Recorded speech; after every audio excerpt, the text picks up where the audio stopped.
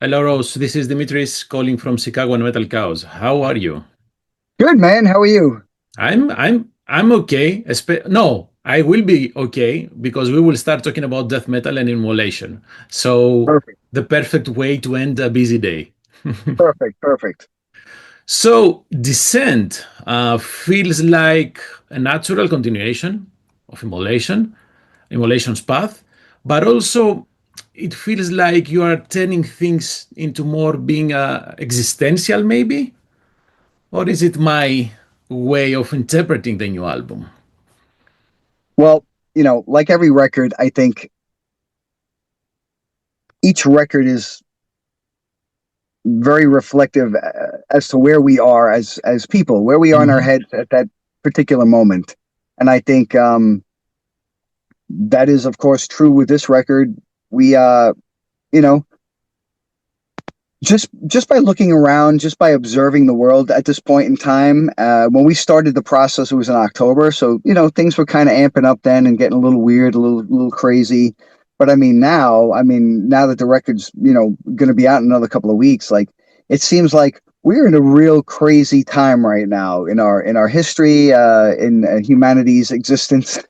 you know. So Yeah. anyway, so it's hard not to kind of look around and be affected by just all of this like horrible stuff that's happening that we see around us every day. And I don't care who you are, where you're from, what your political affiliation is, what your religious beliefs are. I don't think any of that matters. I think in general, I think everybody has the same feeling of um hopelessness and Mhm. despair and fear, maybe, and uncertainty moving forward. And I think um all those emotions and feelings are captured, I think, on this record. And we do touch on a lot of different things that are all kind of relevant to what's happening now. Yeah. um and it's I think it's hard to avoid that. I mean, and just to add another layer to that, we were all going through a lot of personal things in our own personal lives during the time of the writing and the recording of this record specifically. So, Mhm. I think a lot of that kind of makes its way into um, what comes out in the recording process. All those feelings, all of that comes through, and it's honestly, it's probably a good thing, because it's for me at least, it's a really good outlet for those feelings. It's a good way to purge yourself of a lot of that anxiety and just weird, bad, horrible feelings. So, it is a good outlet for that. And I think that's kind of what this album is about. I mean, it's about just kind of where we are today. And I think, you know, people will get it. I mean, I don't think it's hard to understand what we're saying and the way we're saying it. Well, And with people, you never know, right? Because someone would true. say, just by looking at the cover, well, they are attacking again religion and all that stuff. But it's not No. that case. No. Um, One thing that I want to ask you, because you mentioned that it's an outlet, and of course, going to a show is the same thing. But to me, Sure. what I find it difficult is it lasts only as long as the concert or the album. Then you are back at your Yeah. old, same But old crap. right. And that's true. But it is a good moment in time Yeah. that you can separate from all the craziness Hmm. and kind of lose yourself in the moment. Um, when we're playing live, that's really where it counts. That's the moment you connect with the people who are connecting with your music, and that's a chance for you to connect with them in real time, face to face. It's everything's real at that point. It's no bullshit there. It's honest. It's true, and it's very liberating in a lot of ways. And I think it's also it's very unifying. And Mm.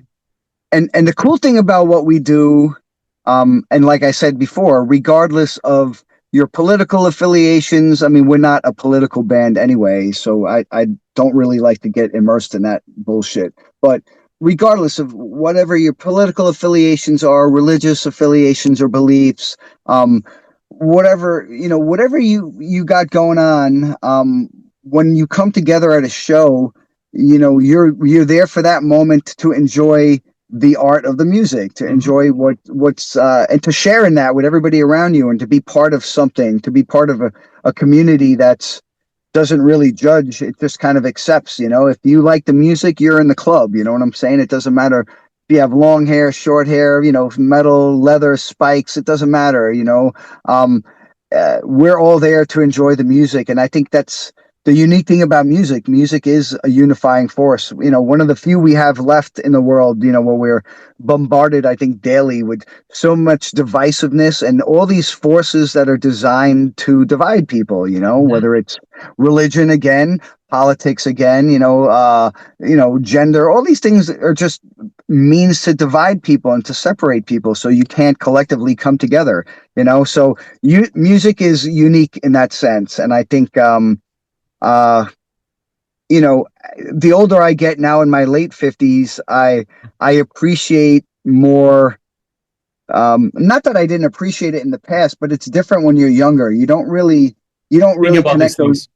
Yeah, you don't think Yeah. about these things, and you don't really connect those dots, really. But you know, all it takes is for one fan to come up to you and to hug you and to start crying and to tell you how much your music has meant to them, and how much your music has gotten this person through a very difficult time in their life, or it reminds them of a loved one who's no longer here, who turned them on to the music. I mean, that's the amazing thing about what we do that I never ever considered Appreciate, yeah. Mhm. until that moment.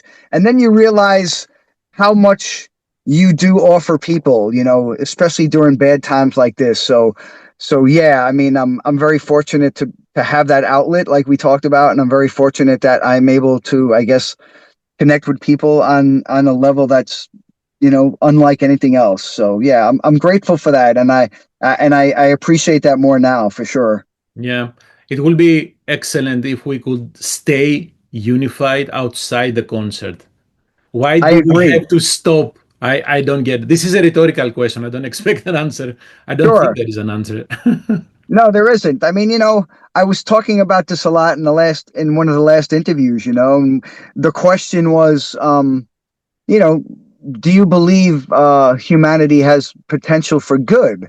And Mm. I said, um, I think humanity has the potential for both good and evil. I think we possess both of those forces, the dark and the light within us. I said, we certainly have the potential to do good, but I think what clouds that is these emotions that we have, and these feelings, whether it be fear and insecurity and anger and hubris, um, ego, all these things, I think really cloud up the clarity that we need to kind of move forward in a positive way. You understand what I'm saying? Yeah, So yeah. I think we do have the potential, but so many things get in the way and distract from that. And we're easily led down that dark path. I'm no different. I mean, I don't exclude myself from that. I'm not special in any fucking way. Absolutely not. But I think at this point, I do recognize that, and I do understand that, so yeah, I mean, I really do wish that we could remain unified, and maybe at some point we will. But Mm. I tell you, man, the last couple of years, I've lost a lot of faith in humanity, man. I got to say, I've always kind of been on the fence, but yeah, man, it's a rough one when you see things going backwards right in front of your eyes in real time, and you see all these decisions being made by people in power that really don't reflect the wishes and the needs or the will of the people, and you just see everything coming apart at the seams, and it's very disheartening. So yeah, it's hard to get a hold on that, and it's Yeah. hard to kind of make sense of it. So You kind of led me to the question about attrition. You have a it feels like a statement, right? And you have the lyrics that say forward again, but it really, this song attrition talks about the same cycle. We are doing the same thing again and again and again and again without even realizing the damage we are doing to everybody, including Yeah, ourselves. It's yeah. exactly I what you mean, said. yeah, history is cyclical, and we repeat the same mistakes over and over and over again. I mean, right now we're as close as we were probably in the 1930s before we entered World War II, with everything that's happening and all the, just the unrest and just everything being fractured, so it just only proves that like we certainly don't learn from our mistakes. The horrors of war, the loss and the anguish and the pain and the suffering, because of these poor decisions, and yeah, attrition is exactly what attrition's about, and I think the last line of the song where I say, death lives on, Mm, that sums it up. I mean, it's like we can't escape that cycle, of just death and horror. You know what I'm saying? It's just it's needless, and it's I don't know, it's baffling to me, you know what I'm saying? So I don't know, I don't have the answers. None of us have the answers, unfortunately, and I think that's the part that makes us feel hopeless, is because we sit back and we watch it unfold and you just feel helpless.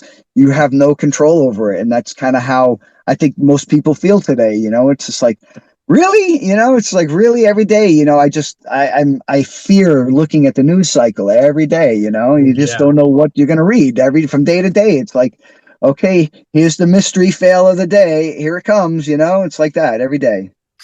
What upsets me is that we have people afraid of being sent to hell, right? Because of something bad they may have done, because they have done things, and that I'm but we sorry, are people afraid of being what? sent to hell, because hell is the place where everybody who has sinned will go, right? Who have Right, right. wronged others. But yet again, now we are creating a world that looks like hell and feels like that. Well, yeah. I mean, we're the masters of our own destiny. Like I said, Mm, we have the means to go down either path, whether we want to go down a positive path or a negative path. It's our choice. Ultimately, it's always our choice. It's just it that is, yeah. we allow all these other other things to kind of cloud that clarity to allow us to make the correct decisions. And yeah, I mean, of course we create this hell. I mean, nobody else is doing it. We're doing it. You know what I'm saying? Hmm. We are the ones. I mean, we're the ones who are disrupting everything. We are the ones who are creating this chaos. I mean, just by being complicit, we're part of the problem. So yeah, it's a lot to swallow. It's a lot to kind of to chew on. And it kind of makes you rethink a lot of things in life. So yeah, it's just unfortunate that here we are once again. When we came out with the last record, Acts of God, the song Age of No Light is kind of about that as well. It's about going backwards. It's about going back to the dark ages where there's no more of enlightenment. There's no more science or fact or reason. It's all about whatever impulse and superstition and ego and power, and that's kind of what the Age of No Light is about. It's Hmm. about going back to a time where we have no light, no hope, and we've gone further since that point. So we could just observe and write about it, and we do our best to kind of try to be on the right side of history, but it's very hard. It's fucking hard. Yeah. And I love that in Adversary, another song, you have two lines that I like. Truth is the enemy of God, right? But it's not the God that you are, let's say, against. It's people again. Well, It's our, yeah. It feels like truth is our enemy right now, and we will it believe is. anything but the truth, right? Exactly. Yeah. Yeah. Yeah. And Is. it's true. It's true because truth is the enemy of man. Faith is truth is the enemy of God. Faith is the downfall of man, and that's Hmm. those two lines are very powerful in that song. And yeah, I mean, we have here this crazy rise of Christian nationalism here, and it's basically like like religious Nazis, that are trying to change the dynamic of our country. They're trying to force their will upon everybody, like, a la Handmaid's Tale type shit. You know what I'm saying? They're trying to, you know, uh, they're trying to infuse those beliefs in our laws and our governments, and that's the kind of shit that I don't ever want to see happening. You know what I'm saying? Yeah. And Adversary is a song about just that. It's about, no, we're not down with this, and the fact is, most of these people are fucking hypocrites, and that's the most frustrating thing to me, is like, out of one side of their mouth, they preach a good line of bullshit about how, oh, we're, God and this and all this bullshit, and at the other side of their mouth, they're the ones orchestrating the fucking downfall of humanity. So there's a big contradiction there, and there's a huge amount of hypocrisy with every one of these fucking people, and I'm just tired of it. I'm sick of it. I've been against that my whole life. We've written extensively about it for almost 40 years, and Yeah. yet we're still here. We We are are still still saying the same things. we are Right? still fucking here, man. And it's just like, and it's just so frustrating to me, So, but anyway, yeah. I mean, all we could do is write about it and talk about it, in a very open way that doesn't, pull any punches, and that's what we do. And I like that in this song at the end, you switch from I am the adversary to we are, right? Absolutely, because it's not just me. It's not just Immolation, the guys in Immolation. It's everybody. So many people see the hypocrisy and just see the decay and the corruption within. It's like it's so brazen now, and it's so out in the open now. How could you not see it? Yeah. Whoever doesn't see it just doesn't want to see it at this point. It's not that they're blind or ignorant. They just simply don't want to see it. And that's a shame. But I see it. I see it clear as day, and that's something I'll always stand against. So you worked again with Eliran for the cover artwork. So my question to you is, what do you see in the cover artwork? Do you see an angel that is being corrupted, being pulled apart, or do you see a human being who clings on those wings, trying to stay, I don't know, safe from something that is not there? Yeah, absolutely. I think you're spot on with that. I think the angel is just reflected of humanity, it's it conveys a sense of fear and despair and hopelessness.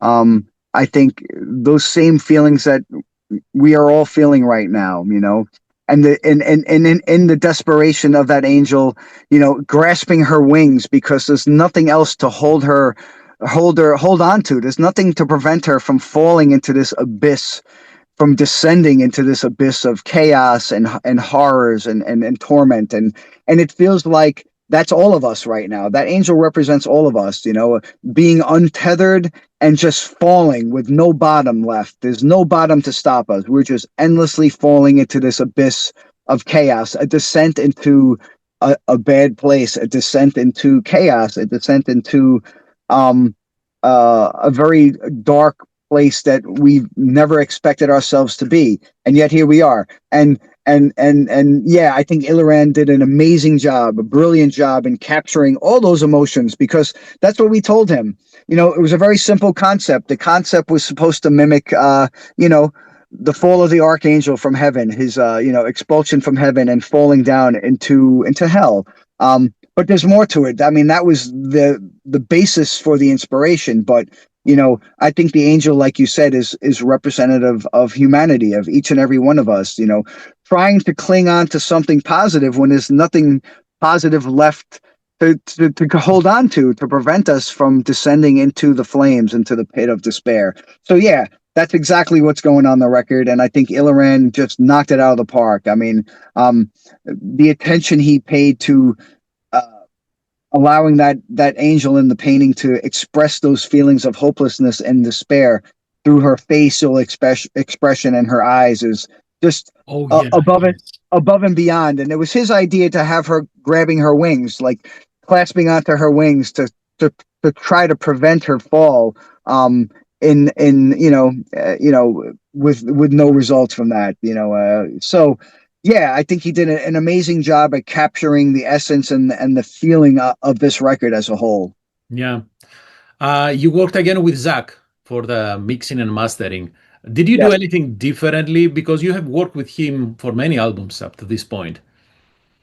Yeah, we actually, and that's another great question. We did. We actually proceeded much differently. First of all, the record was recorded in three different places. We didn't collectively go to a studio together, which was Okay. very weird, and it didn't feel right in the beginning. But we all had a lot of personal stuff going on at that time during the recording that would not have allowed us to travel out of state to record and stay in a studio for 2 weeks or 3 weeks or whatever. So what we did was we recorded it locally. Steve recorded his drums with Noah Buchanan at Mercenary Studios, and that's out in Ohio because Steve's out in Ohio.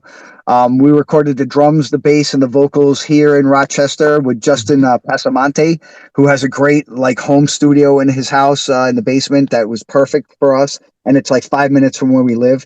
And then all the guitar solos were recorded down in Virginia at Alex's house. Bob drove down to Virginia and did all the leads. Sorry, did I meant leads. The lead guitar down there. So all the leads were recorded down there. And when we sent all the material out to Zach, Zach's on the West Coast. He's out in California. Jeez. The one thing we did differently this time is that we did not micromanage the whole process, which we Uh-huh. always do. I just didn't have the mental capacity or the headspace to even go down that road for this. I had too much going on, like I said, in my personal life. And I said to Bob when we first started the process, I said, listen, I said, I think it's wise if we let Zach work his magic. He knows exactly what we want. He's Mhm. worked with us enough times to know that to know what we're looking for and what we're trying to convey through our music. And that was it. So a good example is for the last record, Acts of God, we had about 14 or 15 rounds of mixes, and that involved, listening, making notes, all four of us making notes, conferring on all those notes, getting them all together, sending them out to Zach, and then waiting for the next round where he adjusts those changes. And then we ultimately had to make more changes because those changes affect other things. Oh And my goodness. it's an endless cycle of fuckery, and I didn't have the mental state to deal with it this time. So I just said, let's let Zach do his thing and work his magic. And that's what we did. We stepped back, and I think within 3 rounds, maybe four the most, everything was done, and it sounded the best. It sounded amazing. It's probably our best sounding record because we didn't micromanage. We didn't dick around and pretend that we know what we're doing. We don't know what we're doing. We know what we want to achieve sonically, but we don't know how to get there. That's Zach's job. So we can only kind of guide him and let him do his thing. And that's what we did. And it came out phenomenal. So that was the big difference in how we approached this record. Hey, it took you what, 4 decades to reach that? Almost 4 decades, right? But you did It that. it did. It did. But we're no different. We like we said earlier, humanity repeats the same mistakes twice, multiple times, cyclical, over and over again. So But you that's us. stopped That's though. us. You stopped. You So we changed. finally got to a good place, and we said, hey, let's break this cycle and do it the right way. So yes, we did. So I'm proud of us. So you have the tour coming with Behemoth, Rotting Christ, Dayside. How much time will you have? Because why I'm asking, because to see how many songs will you play from the new album. Yeah, see, the unfortunate thing, and that's something we're struggling with right now, actually, is we only have half an hour on the Behemoth Mm. shows. When we do the off shows with Deicide and Riding Christ, we'll have 40 minutes. And if we do just main support for Deicide and or Riding Christ, we'll probably have about 50 minutes. So, but for the majority of the tour is the Behemoth Godless 4 tour. For that, we have half an hour, which sucks, absolutely sucks for us because it's going to be so hard to figure out what we're going to do. We have 13 songs, 5 new ones, and 8 old ones that we have ready. So, you know, I would like to play all new material, but I know our fans would not like that. So we're going to try to put in as much new material as we can and try to, focus less on the older material since we've toured so much with the older material. So I think it's time to allow the newer stuff to shine. So we're gonna play a bunch of new songs, and we'll kind of mix that in with some of the old stuff. So I'm guessing we'll probably have about eight songs, maybe max a night on the Behemoth run, maybe 10 to 12 on the 40-minute run. So we'll see. Yeah. One last question, and I think we touched upon during our discussion. In 2 years, it will be the 14th anniversary. Have you given any thought about Not much. I mean, that? we're, you know, anniversaries come and go, and we're always oblivious to them. 40 years is a big deal for us, I guess. I mean, It I is never thought I never thought we'd be in the game, 4 years, let alone 40 years. So the fact that we're still here and we're, on the verge of releasing one of our probably strongest releases in a long time or ever, in our career. I'm proud of that. I'm happy that we could say that. Looking forward to the 40th anniversary. I mean, we have like kind of lightly discussed like, hey, it would be cool to do like just like a 40th anniversary tour where we kind of, play a full round of like, a lot of old stuff and, mixed in with some new stuff and, do something cool, maybe focus on the earlier records. I don't know. It's a hard call because, our indeed. fans span 40 years, you know what I'm saying? So we have fans that are totally enamored only with the old stuff, and then we have fans who are more enamored with the newer material. And then we have fans who like the middle era, and we have fans who like all of it. So it's a hard nut to crack. I mean, it's hard to decide and make that decision. But we have thought about it in those terms, like, yeah, it would be cool to do like a 40th tour, or we had always intended on re-releasing, the demos again, the Stepping on Angels stuff. So, there's plans to do something like that, and maybe throw some more cool stuff on there. I'd still like to do, we had, we were very fortunate that Albert from Decibel Magazine believed enough in us to want to, have a book done on our career, which was amazing. And I thought the book came out amazing, but I would like to do like a companion to that where it has all the fun stuff, all the flyers, all the tour Oh, posters, yes. all the tour laminates. I have like hundreds of laminates like that I've collected over the years just from our shows, photos, cool photos, fun photos with us and other bands, us and our friends, us doing, goofy shit. You know what I'm saying? So, something that's fun and not as serious, but something that chronicles our 40 years in a fun visual way. You know what I'm Mhm. saying? I'd like to do something like that. And that we have talked about. So we'll see. We'll see how motivated we get. Well, you should. I mean, it's 40 years. It's at least two generations of metalheads, right? So it's not Yeah. something to Yeah. say, Yeah. it's 40 years. No, it's important. Yeah, well, we'll see, man. I mean, I agree. It is important for the fans. I mean, for us, we don't necessarily look at it like that. We're just like, yeah, it's another year in the grind. Ross, thank you very much. Very interesting discussion. I enjoyed that. See you in Chicago with Behemoth and the rest of the package. Okay? Awesome. Looking forward to seeing you. Hopefully, we get to meet up. If you see us out there, come say hi, man. Introduce yourself. Absolutely. Travel safely, man, and stay healthy. Thank you, sir. You as well. Bye bye. Bye Thanks. bye. Bye bye.